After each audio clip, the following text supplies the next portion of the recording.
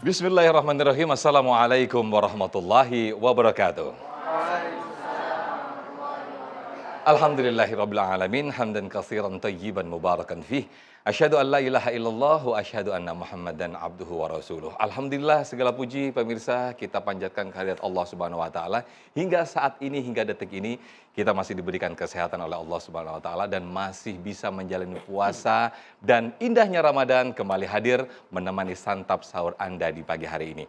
Pemirsa, kalau berbicara mengenai rizki, kita insya Allah akan berusaha dan mungkin mudah sekali untuk mendapatkan rizki yang halal dan kita insya Allah dimudahkan untuk mencari rizki yang haram. Namun pertanyaannya adalah bagaimana kita menjaga rizki halal, menjaga rizki ini agar terus halal.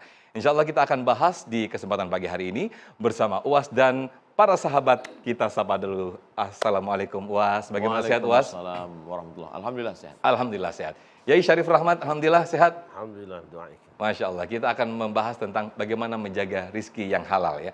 Bersama para jamaah di sini saya akan sapa. Assalamualaikum, bagaimana? Sehat semua? Alhamdulillah sehat ya. Kita akan berbicara bagaimana menjaga rizki halal ya ibu-ibu. Silakan Ustadz Abdul Samad untuk memulainya. Izin Kiai. Bismillahirrahmanirrahim. Assalamualaikum warahmatullahi wabarakatuh. Waalaikumsalam warahmatullahi wabarakatuh. Alhamdulillah wassalatu wassalamu ala Rasulillah wa ala alihi wa sahbihi wa man tabi'ahu wa mawalah. Yang sama-sama kita hormati guru kita semua, Kiai Haji Syarif, Ustaz Sofyan, adik-adik, ibu-ibu, jamaah yang ada di studio, yang ada dimanapun berada, yang selalu dalam keadaan rahmat ridha Allah, mudah-mudahan selalu istiqomah insyaAllah. Seringkali kalau sudah disebut kata rezeki, yang terbayang di benak kita adalah uang, harta, materi, rezeki. Tapi coba kita baca doa khatam Quran yang semua kita hafal. Allahumma arhamna bil Quran waj'alhu lana imaman wa nuran wa hudan wa rahmah. Allahumma zakkirna minhu ma nasina wa 'allimna minhu ma jahilna warzuqna tilawatahu ana al-laili wa atrafan nahar waj'alhu lana hujjatan ya Rabbal Alamin. Yang mau kita garis bawahi adalah warzuqna tilawatahu. Kenapa tidak warzuqna fulusahu? Warzuqna tilawatahu. Berikanlah kami rezeki membacanya. Jadi banyak orang menganggap, saya ini kan udah sholat, udah puasa, kenapa nggak dapat rezeki? Kamu dapat rezeki, cuman nggak nganggap itu sebagai rezeki. Duduk dengan Kiai Syarif bagi saya rezeki. Saya sudah lama melihat beliau di televisi. Saya terus terang, beberapa hari ini gimana nanti saya saat duduk dengan beliau, gimana saat ketemu. Karena melihat di televisi itu, mohon maaf nih Kiai, saya cemas. Tapi setelah ketemu, ternyata Masya Allah, hati saya tertawan dengan beliau. Jadi, rezeki duduk mujalah satu solehin, itu rezeki. Diberikan kesempatan untuk mengisi bulan suci Ramadan dengan ibadah, itu rezeki. Jadi, luruskan dulu pemahaman tentang rezeki. Itu kata Syekh Muhammad Mutawalli Asy-Sya'rawi. Jangan sempitkan rezeki pada benda materi harta. Punya istri solehah, rezeki. Punya suami yang soleh, rezeki. Punya anak yang taat, rezeki. Punya lingkungan yang baik, rezeki. Jaga rezeki yang diberikan Allah Subhanahu wa taala ini. Nah, kalau yang dianggap mau dikonsentrasikan, mau difokuskan menjaga rezeki yang halal maksudnya adalah pendapatan, uang, materi. Memang dalam Islam masalah makan dari uang dicari caranya. Kulu makanlah min thayyibat, yang baik-baik. Kenapa demikian? Innallaha thayyibun, Allah itu maha baik. La yaqbalu illa Thayyiban. Dia tidak menerima kalau tidak yang baik-baik saja. Rajulun ash'as, ada seorang laki-laki yang rambutnya kusut akhbar berdebu karena dia pakai pakaian ihram, takut bersisir nanti gugur bayar dam. Yamuddu yadaihi ila sama, dia angkat kedua tangannya ke atas meminta berdoa kepada Allah. Dia katakan, ya Rabb, ya Allah kabulkan doaku. Doanya tidak dikabulkan Allah. Kenapa? 4 alasan doa tidak terkabul. Mat'amuhu haram, makanannya haram. Mashrabuhu haram, minumannya haram. Malbasuhu haram, pakaiannya haram. Wa ghudhiya bil haram, diberi makanan haram. Lidah yang memakan makanan haram dipakai untuk berdoa. Allah tidak kabulkan doa dari lidah yang makan haram. Kecuali lidahnya 2, satu untuk makan, satu untuk doa. Itu yang dipakai untuk makan haram, itu juga yang dipakai. Nasi uduk, lontong sayur, semua yang dimakan berubah menjadi setetes darah. Darah itu lalu kemudian masuk ke dalam jantung. Dari jantung menyembur darah naik ke otak. Otaknya menjadi gelap hitam. Kita semua hafal ayatnya. Nasiyatin kadzibatin khati'ah. Nasiyah yang kita usap saat wudu, ubun-ubun. Otak bagian depan berpikir. Ternyata otak bagian depan inilah yang memerintahkan mata, memerintahkan telinga, memerintahkan kaki dan tangan. Kalau tidak sesuai asupan darah naik ke otak, kita bisa stroke ringan. Mudah-mudahan kita sehat semua insya Allah. Amin. Amin. Yang jahatkan mata, yang jahatkan lidah, yang jahatkan tangan, yang jahatkan kaki, yang jahatkan kemaluan. Betul. Tapi kenapa? Karena ada darah dari otak. Darah itu kotor, jahat. Maka kasihan sekali anak istri di rumah yang baik, yang tulus, yang ikhlas, yang hijau, mendoakan. Tapi mereka diberi makanan haram. Diberi makanan yang tidak baik. Lama hidup banyak dirasa, jauh berjalan banyak dilihat. Ketemu orang isi kepalanya macam-macam. Saya ketemu dengan jamaah datang ke rumah. Ustadz Abdul Somad, ada yang mau saya tanyakan. 4 mata Pak Ustadz. Saya bilang jangankan 4 mata, 3 pun bisa. Ini gambarnya Pak Ustadz. Gambar apa nih? Gambar emas batangan. Loh, dapat dari mana? Ada yang ngantar ke rumah Pak Ustadz. Ini emas, sempat kami foto. Kamu nggak ambil? Enggak. Terus saya biarkan hilang sendiri. Ini ada keris emas Pak Ustadz. Nggak ambil? Enggak juga. Dalam hati saya untung nggak datang ke saya.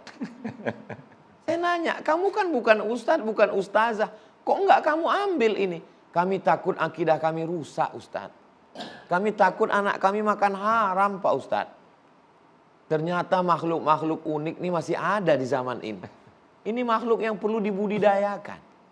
Ini namanya jamaah saurus. Sudah hampir punah.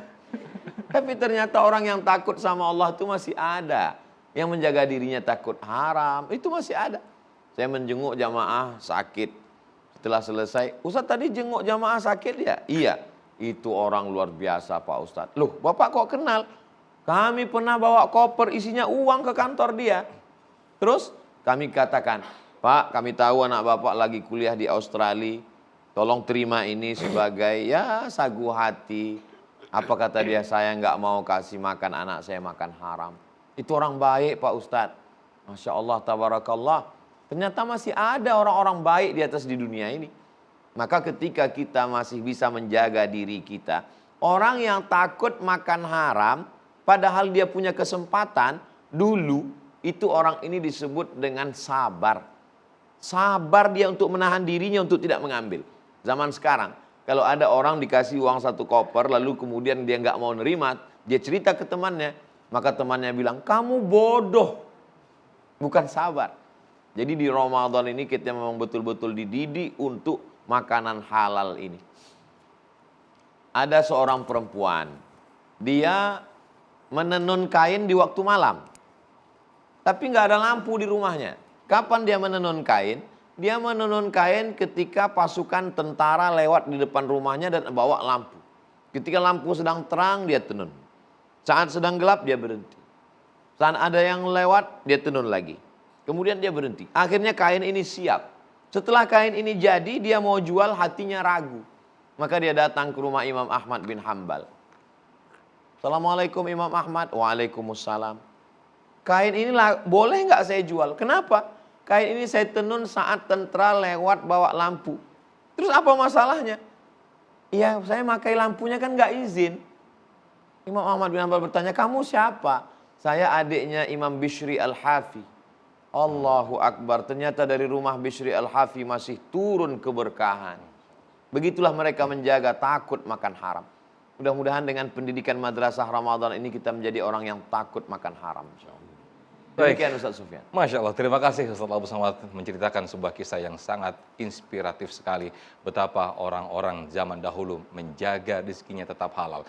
Namun pada saat zaman sekarang ini ketika kita benar-benar menjaga rezeki kita tetap di jalan yang halal, namun ada saja bisikan-bisikan, ya rezeki kita masih gini-gini aja, udahlah ambil aja sedikit-sedikit biar ada tambahan. Nah, bisikan-bisikan inilah biar kita bagaimana mengusirnya agar kita tetap terjaga dari rezeki kita yang halal. Kiai Syarif nanti akan menjelaskan kepada kita semua. Tapi kita lanjutkan dulu untuk menikmati santapan sahur. Silakan, silakan, silakan.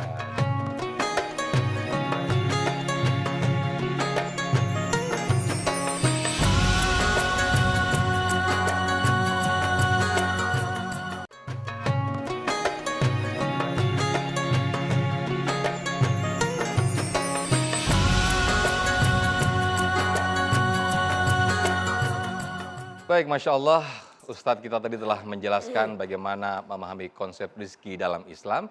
Nah, Kiai Syarif sesaat lagi akan menjelaskan kepada kita bagaimana mencari rezeki yang halal dan juga menjaganya. Kiai Syarif, fadal. Assalamualaikum warahmatullahi wabarakatuh. Waalaikumsalam. Segala puji bagi Allah, salawat untuk Rasulullah, keluarga dan sahabatnya juga semoga tercurah pada kita semua. Ustaz Abdul Somad yang saya hormati dan hadirin hamba Allah yang dimuliakan, pemirsa TV One dimanapun Anda berada. Saya waktu kecil dikenalnya sebagai Sayyidul Ayam karena tukang adu ayam. Sayyidul Ayam. Saya tahu insya Allah ciri-ciri ayam Bangkok yang bagus. Sekedar sebagian saya kasih tahu. Kalau ayam Bangkok yang bagus itu kepalanya seperti bebek. Agak panjang sedikit, jenggirnya itu tidak melewati matanya. Tidak ada jenggotnya, tulang lehernya besar, kemudian berutunya paset, capit hurangnya tidak nempel tapi kaku. Ekornya ada 3 yang kaku yang lancir. Tolong dicatat itu. Ada di Google nggak ini, Yai? Tidak ada. Tajinya tidak kelihatan dari depan. Kemudian sayapnya kalau dipegang jepret dan tidak ada bulu yang berbeda. Tidak ada yang selap. Sisiknya kalau 3 semua, 2 semua, atau yang paling bagus yang ubed. Ubed itu tidak ada garis tengahnya. Itu kalau mukul pasti kelenger musuhnya. Yang bagus ada batu rantai di bawahnya, ada sisiknya juga. Saya berkata begini, itu kalau ayam seperti itu, kita mungkin tidak ketemu langsung melihat fisiknya, cukup dengar suaranya. Kalau pendek teriakannya, kencang pukulannya. Ayam seperti ini, harganya mahal. Kemudian kalau kita ingin punya turunan yang baik, kita kawinkan dengan ayam babon yang bagus. Babon yang bagus itu Bangkok biasanya seperti burung gagak. Kukunya panjang-panjang, ekornya segitiga seperti ini, dan badannya kecil. Jalannya agak empor sedikit. Nah itu kalau dikawinkan dengan ayam jago tadi, itu anaknya mahal. Anaknya saja binnya jelas, mahal. Itu ada silsilahnya. Tetapi belum selesai. Apakah anak jago yang bagus dan babon yang bagus juga akan anaknya bagus? Belum tentu. Nah caranya melatihnya bagaimana? Biasanya kalau tukang-tukang adu ayam itu tahu cara melatih ayam yang bagus itu, ketika ayam itu sudah keluar tajinya seperti jagung, kita cemplungkan pagi-pagi di airnya mengalir, dikendangkan 3 meter tarik, kendang 3 meter tarik, kalau sudah lep nyilem, ambil dia jemur jam 9. Jemur, jangan kasih makan minum, sampai panas, sampai kering, kalau sudah ngos-ngosan kepinggirkan. Hilang ngos-ngosannya, kasih makan kita, cacing, lindung, belut, dedek yang ditumbuk dengan nasi, baru kasih minum. Itu pukulannya kenceng. Tapi ayam ini walaupun jagonya bagus, babonnya hebat, kita kurung terus, kita kasih makan pelet, tidak pernah kena matahari, nggak pernah kena rumput, nggak kena cacing. Itu pukulannya nggak akan bagus. Gini, bapak saya dulu Romo, namanya Kiai Kampung lah. Selalu dan selalu kalau pagi itu wasiat ke anak-anaknya. Kamu jangan makan barang haram ya. Udah kita seperti ini saja. Karena kalau orang makan barang haram itu nanti badannya abot nggung ibadah. berat diajak ibadah. Padahal tugas kita ibadah. Terus nanti kalau dimakan anak kamu orang tuanya akan disiksa dengan sakit-sakitan anakmu itu atau buruk perilakunya. Sampai beliau mengatakan, senajan anakmu mondok selawi tahun, pesantren 25 tahun, tapi kamu beri makan barang haram, tidak akan jadi ulama. Kalaupun jadi ulama, ulah masuk dia. Perhatikan ayam tadi. Jadi pakan ayam itu penting, melatih ayam itu penting, tidak cukup hanya siapa ibu dan bapaknya. Mari kita lihat sekarang. Berapa banyak anak tokoh yang alim, yang soleh, yang dikenal baik, tapi anak cucunya akhlaknya buruk. Tidak boleh kita menduga-duga. Tapi secara teori bisa jadi kullu lahmin nabata min haram fannaru aula bih. Setiap daging yang tumbuh dari barang haram, maka dia gerakannya tuh miringnya ke neraka. Miringnya ke neraka. Dipakai ibadah tidak diterima, dipakai berdoa juga tadi tidak akan diijabah oleh Allah. Jadi kita mulai dari sekarang, kita tidak tahu kita anak jago yang mana kita sebetulnya. Tapi perawatan kadang-kadang ayam-ayam yang biasa-biasa saja kelasnya, karena perawatannya baik bisa mengalahkan ayam jago yang jagonya, yang bapaknya bagus. Ini berikan pengharapan pada kita semua. Pantaslah Allah memberikan itibar. Wa inna lakum fil an'amil ibrah. Binatang ternak itu ada pelajarannya. Lihat hewan-hewan. Semua karakter hewan itu ada pada diri manusia. Sangat dipengaruhi oleh makanannya. Kalau hewan yang makan daging-dagingan disebut binatang buas. Seperti itu karakternya. Kalau binatang yang makannya biji-bijian, dia unggas. Seperti itu karakternya. Pun manusia, mau seperti apa karakternya, silahkan berikan makanan ke dalam tubuhmu, sakarepmu. Nanti seperti itulah perilakumu. Wallahu a'lam. Baik, terima kasih penjelasan dari Yai Syarif. Masya Allah, luar biasa sekali.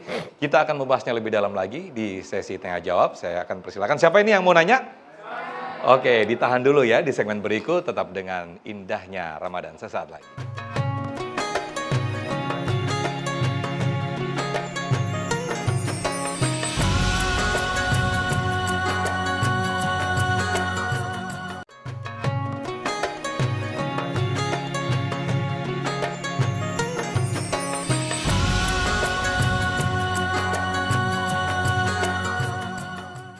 Masya Allah, tabarakallah, kita kembali di indahnya Ramadan dengan tema besar kita menjaga rizki yang halal. Tadi sudah saya persilahkan, siapa saja tadi yang mau nanya?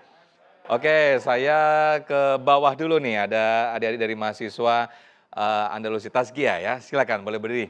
Oke, silakan. Bismillahirrahmanirrahim. Assalamualaikum warahmatullahi wabarakatuh. Waalaikumsalam warahmatullahi wabarakatuh. Perkenalkan, nama saya Diana Mariatul Ulfa Boruregar. Saya dari Institut Tazkiyah Sentul Bogor. Saya dari Provinsi Riau, Kabupaten Siak. Saya ingin bertanya Ustadz, apakah ada cara membersihkan harta kita yang sudah terlanjur didapatkan dengan cara yang haram? Sekian Ustadz. Masya Allah, pertanyaan yang sangat bagus sekali Ustadz. Silakan Ustadz. A'udzubillahi minasyaitonirrajim. Khudh, perintah kepada Nabi Muhammad SAW, ambil harta mereka itu. Min amwalihim, nisab zakatnya. Shadaqatan sebagai zakat. Tutahhiruhum, mensucikan. Wa tuzakkihim biha. Tapi ayat ini bukan menjadi legitimasi untuk kita curang dalam timbangan. Lalu kemudian tipu-tipu, bohong-bohong. Pas ditanya, gimana ini? Ini kan haram. Nanti kalau udah bayar zakat kan jadi suci. Mungkin kita tersilap, mungkin kita tersalah. Itulah yang bisa dibersihkan zakat. Yang dengan penuh kesadaran kita nipu orang, kita ambil barang orang, maka tidak ada cara lain, mesti kita kembalikan. Andai kita sudah bertahun-tahun, maka kita mesti cari tempatnya. Andai orangnya sudah meninggal dunia, bayar ke ahli warisnya. Andai tidak ditemukan lagi, cari di Google. Enggak ketemu juga orangnya. Hadhihi ummatukum ummatan wahidah. Ini adalah umat yang satu. Maka hitung berapa dulu waktu diambil. Kamu ngambil uangnya berapa? 100.000. Mau bayar 100.000 tahun 2023. Ya nggak sama nilainya.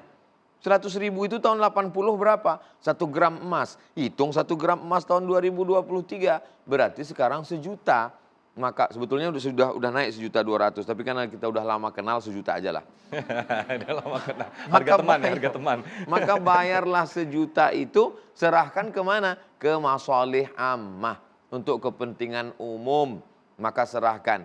Inilah satu-satunya cara. Jangan hanya menganggap sholat sunat taubat 2 rakaat lalu semua yang haram menjadi selesai.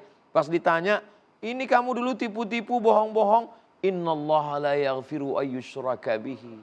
Hafal pula dia ayatnya. Nabi naik ke atas mimbar, walaupun dia sayyidul awwalina wal akhirin, sayyidul anbiya wal mursalin, beliau tetap bertanya, siapa yang ada pernah uangnya aku pakai dan lupa membayar? Berdiri seorang sahabat, innalaka alayya 3 darahim. Engkau punya utang 3 dirham. Apa kata Nabi kepada Sayyidina Fadl bin Abbas, saudara Abdullah bin Abbas, anak Abbas bin Abdul Muttalib, irfa' ya Fadl, bayarkan Fadl. Saat Nabi meninggal dunia, wadir'uhu marhunatun inda Yahudiyin. Baju besinya tergadai di tangan seorang Yahudi, bithalathina sa'an min tamrin, 30 sa'. 1 sa' itu 4 mud, lebih kurang 3 kilogram. Ada 30 sa' berarti 90 kilogram. Ditanya orang Yahudi, ini dapat kamu dari mana? Nabi, kamu meminjam, menggadaikan. Maka ditebus oleh sahabat, dibayarkan. Walaupun kepada orang tidak Islam. Begitulah mereka menjaganya. Lalu kemudian Nabi pernah suatu ketika sholat, Assalamualaikum warahmatullah, Assalamualaikum warahmatullah. Segera beliau bergegas ke kamar untuk mengambil satu amanah yang belum terbagikan. Beliau bagikan sebagai ghanimah, harta rampasan perang. Lalu siapa kita yang begitu mudahnya? Makanya ada satu surat khusus tentang timbangan bagi pedagang yang curang. Wailul lil mutaffifin. Celaka bagi orang yang curang dalam timbangan. Alladzina idza talu 'alan nasi yastawfun. Kalau mereka jadi konsumen, jadi pembeli, matanya tajam. Ini kurang 1 mata. Wa idza kaluhum aw wazanuhum yukhsirun. Tapi kalau mereka yang jual, mereka curang. Orang kafir musyrik jahiliyah dulu sampai punya 2 takaran. 1 untuk jual, 1 untuk beli. Kalau dia untuk jual, maka bagian bawah itu dia tekuk ke atas biar supaya sedikit isinya. Tapi waktu dia beli, dia bawa takaran dia. Ah, ini dari rumah aku bawa. Sebegitu curangnya, maka orang yang curang itu tidak akan menemukan barokahnya. Maka yang kita minta dari rezeki ini saat dimakan, Allahumma barik lana. Ketika anaknya lahir, Allahumma barakallahu laka fil mauhub. Ketika menikah minta berkah, barakallahu lakum wa baraka alaikum wa jama'a bainakum fi khair. Yang ketika kita bertemu pun minta barakah. Assalamualaikum warahmatullahi wabarakatuh. Barakah itulah yang hilang. Itu Pak Ustadz orang nggak pernah peduli dengan timbangan, kaya raya, duitnya banyak, rumahnya besar, mobilnya mewah. Itu bukan nikmat, itu adalah istidraj, azab yang tertunda. Sanastadrijuhum min haitsu la ya'lamun. Kami mainkan mereka dengan istidraj dan mereka tidak sadar. Wa umli lahum, aku ulur, rezekinya banyak, umurnya panjang, kedudukannya tinggi. Inna kaidi matin, tipu dayaku amat sangat kuat. Jangan sampai kita termakan, terpakai oleh tertipu dengan tipu daya ini. Demikian Ustadz. Baik Uwas, terima kasih. Menarik apa yang tadi disampaikan Uwas tadi tentang keberkahan. Sebetulnya rizki yang barokah itu seperti apa sih Yai? Karena mungkin kita selama ini menganggap bahwa apa yang kita cari, apa yang kita nafkahi bahwa rezeki itu berkah. Tapi kok ketika seiring perjalanan hidup kita, rizki itu berkurang dengan anak sakit, kemudian ada saja ini uang ini nggak ngumpul-ngumpul. Ini apakah termasuk yang tidak berkah atau bagaimana Yai? Silakan Yai. Ya, al-barakah itu thubutul khairi ilahi fi syai'. Menetapnya kebaikan ketuhanan pada sesuatu. Rizki yang barokah artinya adalah rizki yang ketika kita miliki dia membawa kebaikan lebih banyak. Mendorong kita untuk lebih taat kepada Allah, mendorong kita untuk lebih sayang kepada sesama. Itu rezeki yang barokah. Kalau begitu berarti asasnya manfaat. Barokah itu bukan jumlah banyaknya. Ada orang yang kadang berpikir barokah itu ya pokoknya dari 1.000 jadi 1.000.000, tidak. Ya.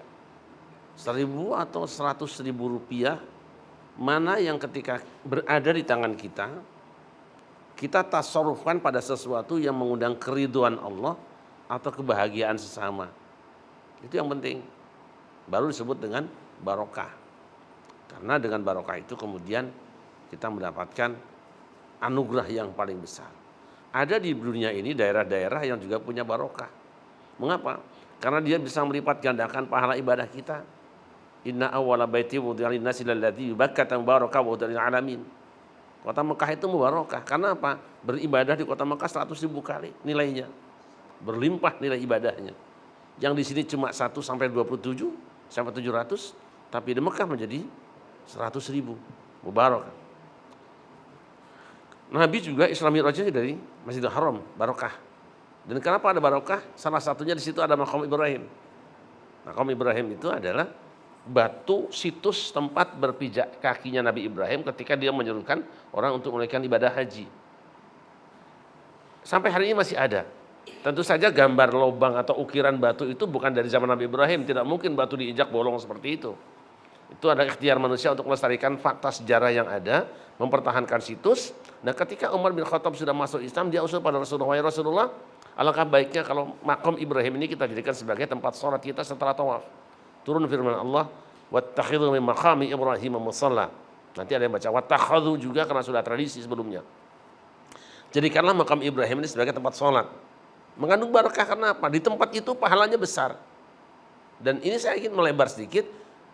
Tempat yang mengandung barokah itu termasuk adalah tempat yang mengandung mustajab doa. Maka melestarikan sejarah, situs sejarah itu penting. Jangan menghancurkan situs. Sekarang ada sekelompok manusia yang kerjanya, hobinya menghancurkan peninggalan sejarah. Kita untung di Indonesia, ada kuburan Wali Songo kita pertahankan. Kuburan masyayikh, kuburan habaib, ulama kita jaga. Itu bagian dari Islam. Bahkan beberapa masjid biasanya kalau ada ulama yang meninggal dunia dikuburkan depan masjidnya. Bukan untuk menyembah, untuk ngalap barokah. Kenapa? Karena ada satu hadis mengatakan humul julasa'ul ladzi la yashqa bihim jalisuhum. Mereka adalah orang-orang baik, teman-teman baik, siapa saja duduk dengan mereka tidak akan merugi. Hadis ini berkenaan dengan zikir dan ahli zikir. Tetapi dipahami para ulama termasuk oleh Asy-Syaukani, termasuk oleh Ibnu Jazari dalam Tuhfatul Dzakirin dan Hisnul Hasin, bahwa di antara tempat yang mustajab doa itulah kuburul anbiya wassolihin. Ini tempat berkah. Kenapa? Berdoa di tempat ini itu cenderung lebih mustajab daripada tempat yang lain. Dan itu pernah terjadi pada masanya Imam pada satu masa di sebuah negeri ketika terjadi kemarau panjang, orang-orang samarkan itu berdoa pada Allah, sudah sedekah, sudah sholat sunat, sudah macam-macam, istisqa, tidak turun hujan. Ada seorang qadhi yang datang, seorang alim yang datang kepada qadhi mengatakan, bagaimana kalau kita sekarang misalnya umat Islam diajak ke kuburan Imam Bukhari? Kita berdoa di kuburan Imam Bukhari di Khartang.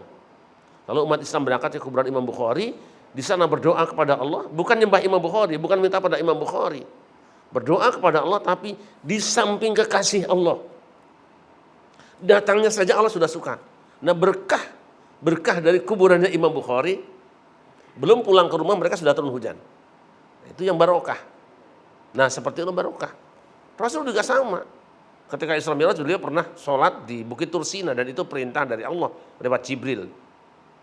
Selesai sholat ditanya, di mana kau tadi sholat? Aku tidak tahu. Tadi panjenengan sholat di tempat yang namanya Bukit Tursina. Bukit Tursina itu adalah bukit saja seperti biasa, tidak seindah di puncak lah. Tapi bukit itu, kenapa Rasul sholat di situ? Disitulah tempat Nabi Musa dulu pernah bertapa, bermunajat dalam bahasa Arabnya. Bahasa kitanya bertapa saja. Dan di situ turun kitab Taurat. Kenapa kok sholat di situ? Lihat ayatnya. Falamma atahanu dia misyati'il wadil aimana fil buqatil mubarakati minasyajarati ayya Musa ini anallahu rabbul alamin. Jadi al-buqatul mubarakah, gunung biasa yang biasa anak-anak sekarang buat pacaran itu mubarakah karena di situ pernah turun kitab suci Taurat. Pernah diinjak oleh Nabi Musa. 40 hari 40 malam dia tirakat di situ. Ngalap barokah berarti Rasulullah itu.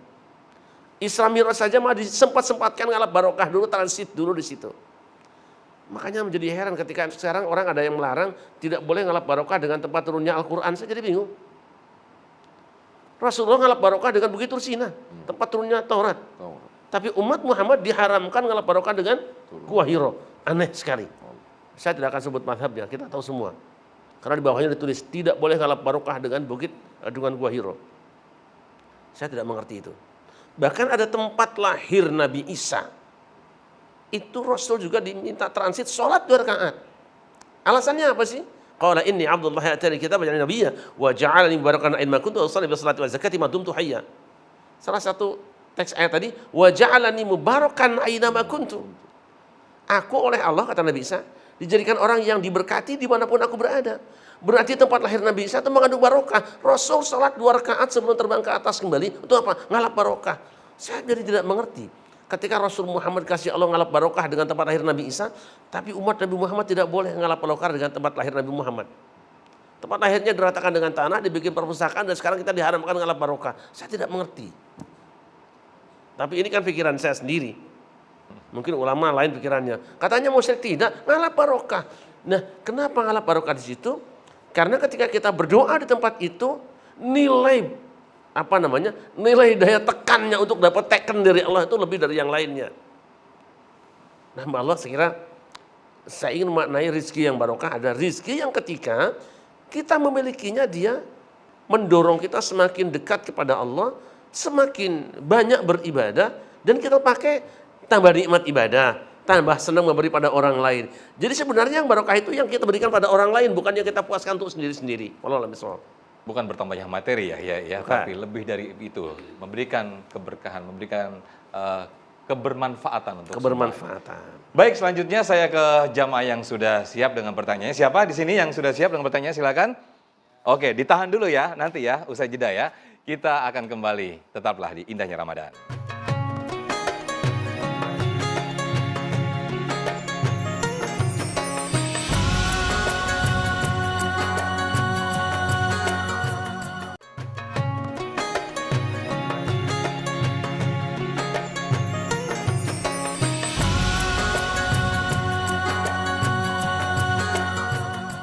Baik, terima kasih, masih di Indahnya Ramadan, masih dengan tema besar kita menjaga rizki yang halal. Saya ke teman-teman mahasiswa dari Universitas Tazkiyah. Siapa tadi yang mau tanya, silakan. Ayo. Mana tadi? Oke, langsung berdiri. Iya, silakan. Baik, Assalamualaikum warahmatullahi wabarakatuh. Waalaikumsalam warahmatullahi wabarakatuh. Perkenalkan, nama saya Farhan Maulana Johar, asal dari Riau, Kuantan Singi, dan sekarang belajar di Institut Tazkiyah Bogor. Yang saya ingin tanyakan adalah, bagaimana menurut Ustadz jika seorang Muslim selalu merasa rezekinya terhalang ataupun terhambat, meskipun dia sudah berusaha mencari rezeki itu dengan cara yang halal? Apakah itu sudah menjadi ketetapannya? Syukran, yumkin azam ini. Assalamualaikum warahmatullahi wabarakatuh. Waalaikumsalam warahmatullahi wabarakatuh. Silakan UAS. La ini jitama'atil ummatu, seluruh manusia, jinnya, manusianya berkumpul. Ala ayyadurruka bisyai'in. Mereka ingin menghalangi rezekimu, membunuhmu, membulimu, menyantetmu, memusuhimu. La yadurruka, mereka tidak akan mampu memudaratkanmu. Illa qad kataballahu alaik, kecuali memang sudah ditetapkan Allah Subhanahu wa ta'ala. Kalimat ini diucapkan Sayyidina wa Maulana Muhammad SAW kepada Sayyidina Abdullah bin Abbas ketika masih kecil. Ya gulam, wahai anak kecil, menanamkan akidah yang kokoh, yang kuat. Jadi kita hanya disuruh Allah SWT berusaha, berikhtiar. Bismillahi tawakkaltu ala Allah la haula wa la quwata illa billah. Kalau sesuai keinginanmu dengan yang diberikan Allah, bersyukurlah. Kalau tidak sesuai yang kau harapkan, ekspektasimu dengan apa yang terjadi, bersabarlah. Ajaban li amril mu'min. Orang beriman itu ajib. Semua yang dia terima itu baik. In asabathu dharra, in asabathu sarra. Kalau yang datang itu senang, untung, kenyang, syakar, dia bersyukur. Karena khairan lahu, itu baik baginya. In asabathu dharra, kalau yang datang itu susah, pailit, bangkrut, gagal, sabar, dia bersabar. Karena khairan lahu. Itulah puncak daripada tauhid. Tapi kita bukan jabriyah. Kita bukan kelompok apatis. Kita adalah ahlus sunnah wal jamaah. Lau tawakkaltum 'ala Allah haqqa tawakkulih. Kalau engkau bertawakal kepada Allah sebenar-benar tawakal, la razaqakum kama ruziqat tayr. Maka Allah beri kamu rezeki seperti seekor burung mendapat rezeki. Bagaimana seekor unggas? Taghdu khimasan, terbang dalam keadaan perut kosong, wa taruhu bitanan, pulang dalam keadaan perut penuh dengan makanan. Belum pernah burung sampai hari ini sebelum terbang mikir dulu, kira-kira dapat ikan nggak ya? Dia di sarang pohon yang tinggi dan makanannya ada di dasar lautan dan dia dapat. Maka muncul istilah kalau rezeki tak kemana. Tapi kalau nggak kemana-mana, Nggak dapat rezeki. pasti dapat kalau Allah mau. Masya Allah. Ketika salah seorang ulama duduk tidak mau berusaha. Lalu kemudian, kenapa kamu tidak mau berusaha? Wa ma min dabbatin fil ardi illa 'ala Allah rizquha. Semua yang ada di atas muka bumi ini sudah dijamin Allah rezekinya. Untuk apa saya mencari? Kalau memang rezeki saya pasti datang kemari. Yang menegur ini wali Allah juga, sesama wali yang bisa. Kalau kita yang wali murid, wali kelas jangan dulu. Coba lihat di atas pohon sana, iya. Kalau kamu tidak percaya bahwa rezeki dijamin Allah, lihat ke atas pohon sana. Apa yang terjadi? Ada seekor burung yang patah sayapnya. Tapi dia tetap hidup. Dari mana dia makan? Datang burung lain membawakan ikan segar, membawakan cacing, membawakan makanan. Tuh bahwa rezeki dijamin Allah. Lalu bagaimana wali Allah menegur sesama wali Allah? Kenapa memilih burung yang patah sayap? Kenapa tidak memilih menjadi burung yang membawakan makanan? Masya Allah. Bukankah Nabi bersabda al-yadul ulya khairum minal yadis sufla? Tangan di atas lebih baik daripada tangan di bawah. Jadi kuatkan tauhid, kuatkan ikhtiar, mengikut sunnah Rasulullah SAW. Jadilah Abdurrahman bin Auf, jadilah Sa'ad bin Rabi', jadilah Utsman bin Affan. Kalau gagal, maka menjadi Abu Hurairah pun bukan berarti tidak bermanfaat. Menjadi Abdullah bin Umar bukan berarti hina. Menjadi Abdullah bin Mas'ud, kita sudah ada porsinya masing-masing. Kalau dapat, Allah ingin kita dapat 2 pahala. Kalau tidak dapat, Allah ingin kita dapat 1 pahala. Demikian Ustaz Sof. Masya Allah, terima kasih. Mudah-mudahan terjawab apa yang tadi ditanyakan. Berikutnya saya ke Pak Akwat nih, silakan. Siapa yang mau tanya? Oke, silakan mari berdiri. Bismillahirrahmanirrahim. Assalamualaikum warahmatullahi wabarakatuh. Waalaikumsalam warahmatullahi Wabarakatuh. Perkenalkan, nama saya Putri Aliza dari Institut Agama Islam Tazkiyah, asal dari Riau, Siak. Baiklah Ustadz, pertanyaannya, di zaman yang perkembangan sangat pesat ini, banyak tersebar makanan yang tidak jelas kehalalannya. Pertanyaannya, bagaimana cara mengedukasi masyarakat yang awam, yang mana ketika belanja tidak melihat atau mencek apakah makanan yang dibelinya itu halal atau haram. Terima kasih Ustaz. Baik, silakan Yai.